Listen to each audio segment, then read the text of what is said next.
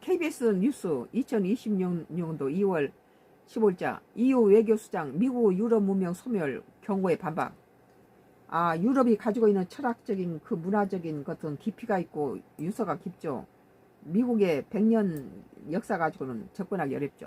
유럽연합 외교수장이 유럽 문명의 이민자 수용 등에 판결받아 쇠퇴하고 있다는 도널드 트럼프 미국 행정부 지적에 반박했다고 DPA 통신이 등이 보도했다. 카야 칼라스 EU 외교안보 고위 대표는 15일 현지 시간 독일 뮌헨 안보회의 마지막 날 기조연설에서 유럽은 전 세계가 부러워하는 뛰어난 생활 수준을 누리고 있으며 유럽이야말로 번영과 자유 세계적인 기준을 제시하고 있다고 강조했다. 유럽은 미국보다 훨씬 고급스럽죠. 문화라든지 예술이라든지 이런 철학적인 모든 것들이 기초가 잘 돼 있는 안정적인 지적이고 예술적인 그런 지역이죠. 미국이 갖고 있는 그 색채하고는 상당히 격이 다르죠.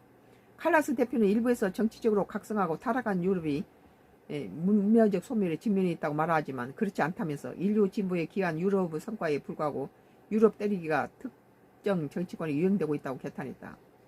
이 같은 발언은 유럽이 이민, 문화적, 종교적 변화, 출생률 감소 등으로 문명 소멸 위험에 처해 있으며 20년대로 알아볼 수 없을 정도가 될 수 있다는 경고를 담아 최근 미국이 펴낸 33쪽 분량의 국가안보 전략 보고서에 대한 반박창으로 풀이된다.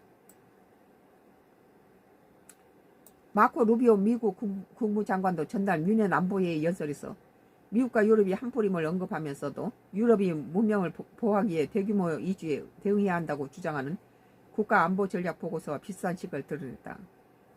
에스토니아 총리 출신인 칼라스 대표는 또한 극우 정당에 대한 유럽의 규제를 놓고 미국이 표현의 자유 억압이라고 비난하는 것과 관련해 일침을 놓았다.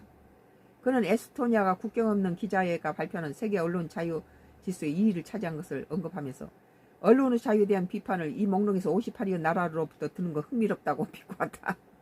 미국 최후 RSF 언론 자유 지수 순위에서 57위에 머물렀다. 말 함부로 못한다는.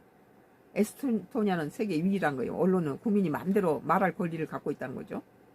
칼라스 대표는 유럽이 번영과 자유를 누리고 있다는 점을 강조하면 캐나다는 오직 돈밖에 몰라요. 이 사람들은 철학과 예술과 문화와 이 모든 역사적인 그런 고급 문화를 가지고 있죠. 캐나다 40%가 이후에 가입하고 싶어 한다는 여론조사 결과를 언급하기도 했습니다. 한편 그는 이날 연설에서 4년을 꽉 채운 우크라이나 전쟁을 끝내기 위한 협상에서 러시아의 양보를 압박해야 한다는 점도 재차